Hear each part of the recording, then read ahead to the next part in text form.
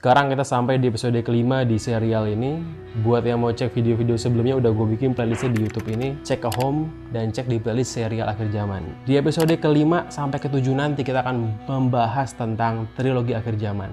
Dari Zulkarnain, Ya'juj Ma'juj atau Gog and Magog, dan juga tentang Isa alaihissalam dan Dajjal.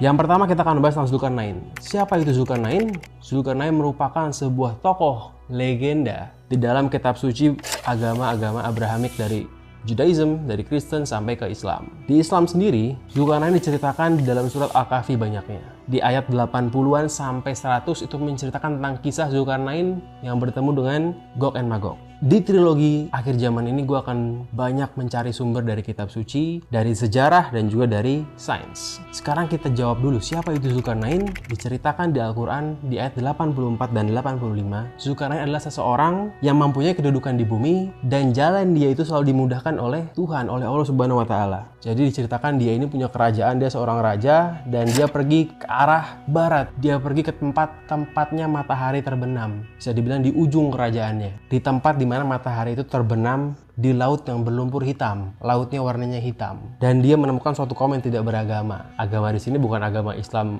Kristen atau Yahudi ya. Ini agama artinya agama yang percaya pada Tuhan, yang monoteis, yang satu. Dan setelah dia pergi ke arah barat, dia pergi lagi ke tempat lain. Dia pergi ke tempat matahari terbit. Dia pergi ke timur dan dia menemui sekelompok orang-orang yang bisa dibilang, dikatakan di Quran bahwa kaum ini tidak mempunyai pelindung untuk kepala mereka. Ditafsirkan bahwa ini merupakan kaum yang nomaden karena mereka hidup berpindah-pindah, mereka tidak mempunyai rumah yang pasti, mereka tinggal di tenda-tenda, mereka merupakan seorang kaum nomaden. Jadi dia awalnya pergi ke arah barat, ke tempat di mana ada laut hitam, tempat matahari terbenam di arah barat, dan akhirnya pergi ke timur menemui kaum-kaum yang tidak punya rumah, kaum nomaden, dan akhirnya dia pergi lagi ke arah yang lain. Dia pergi sampai ke tempat di antara dua gunung dan didapatinya di belakang kedua gunung tersebut. Jadi di belakang kedua gunung tersebut ada kaum yang dia tidak mengerti sama sekali bahasanya. Jadi biasanya kalau kita di era medieval gitu ya, di dalam kerajaan antara kerajaan itu meskipun bahasanya berbeda, tapi pasti ada seorang translator yang bisa menerjemahkan antara dua bahasa. Misalnya kerajaan Khilafah Islam bertemu sama kerajaan Romawi, meskipun bahasa mereka berbeda, pasti ada translator yang bisa menyambungkan antara Raja Romawi sama Raja Islam. Jadi mereka bisa ngobrol gitu. Tapi ini tidak. Ini dikatakan setelah pergi yang ketiga ini, dari ke barat dulu, habis itu